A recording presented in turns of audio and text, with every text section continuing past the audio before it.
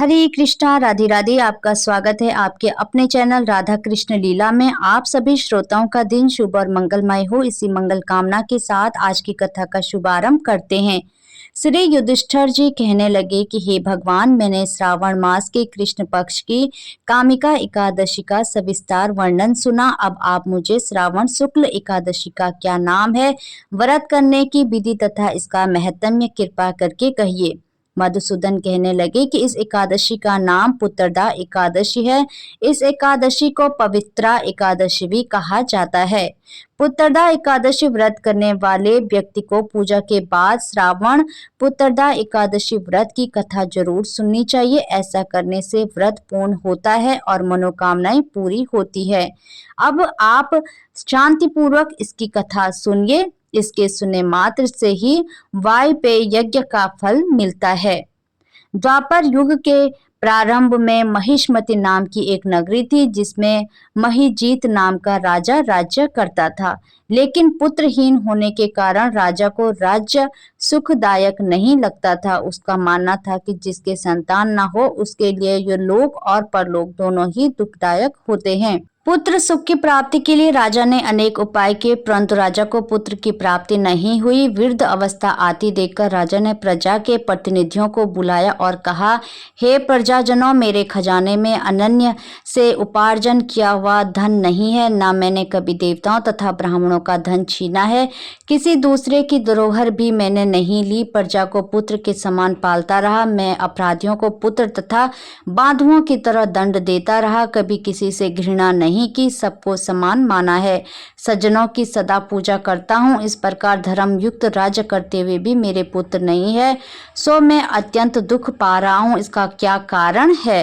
राजा महिजीत की इस बात को विचारने के लिए मंत्री तथा प्रजा के प्रतिनिधि वन को गए। वहां बड़े बड़े ऋषि मुनियों के दर्शन किए। राजा की उत्तम कामना की पूर्ति के लिए किसी श्रेष्ठ तपस्वी मुनि को देखते फिरते रहे। एक आश्रम में उन्होंने एक अत्यंत वयोवृद्ध धर्म के ज्ञाता बड़े तपस्वी, परमात्मा में मन लगाए हुए निराहार, जितेंद्र, जितात आत्मा, जीत क्रोध, सनातन धर्म के गूढ़ तत्वों को जानने वाले, समस्त शास्त्रों के ज्ञाता महात्मा लोमश मुनि को देखा, जिनका कल्प के व्यतीत होने पर एक रोम गिरता था। सबने जाकर ऋषि को प्रणाम किया। उन लोगों को देखकर मुनि ने पूछा कि आप लोग किस कारण से आए हैं?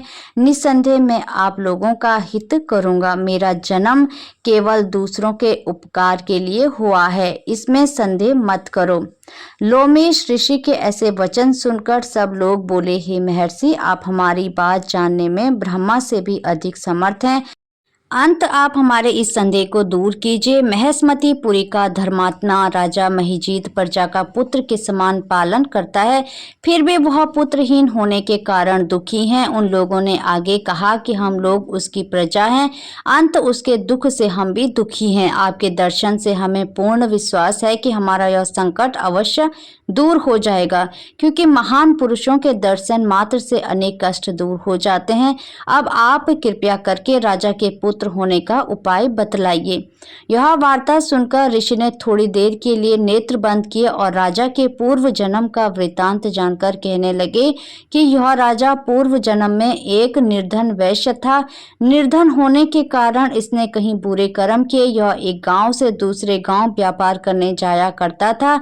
एक समय ज्येष्ठ मास के शुक्ल पक्ष की द्वादशी के दिन मध्ययान के समय जबकि वह 2 दिन से भूखा प्यासा था, एक जलाशय पर जल पीने गया। उसी स्थान पर एक तत्काल की ब्याही हुई प्यासी गौ जल पी रही थी। राजा ने उस प्यासी गाय को जल पीते हुए हटा दिया और स्वयं जल पीने लगा।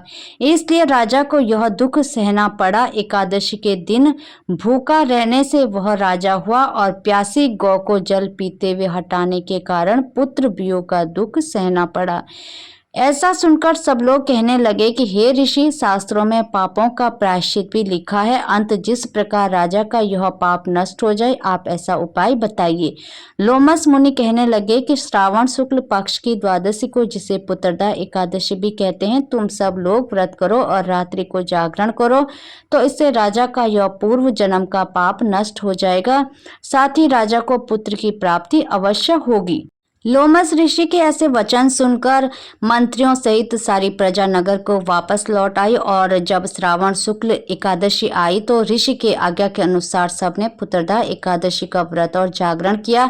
इसके पश्चात द्वादशी के दिन इसके पुण्य का फल राजा को दिया गया। उस पुण्य के प्रभाव से रानी ने गर्भ धारण किया और प्रसव काल समाप्त होने पर उसके एक बड़ा तेजस्वी पुत्र उत्पन्न हुआ। इसलिए हे राजन, इस श्रावण शुक्ल एकादशी का नाम पुत्रदा पड़ा। अंत संतान सुख की इच्छा हासिल करने वाले इस व्रत को अवश्य करे। इसके महत्म्य को सुनने से मनुष्य सब पापों से मुक्त हो जाता है और इस लोक में संतान सुख भोग कर परलोक में स्वर्ग को प्राप्त होता है। जय श्री हरि। राधे राधे।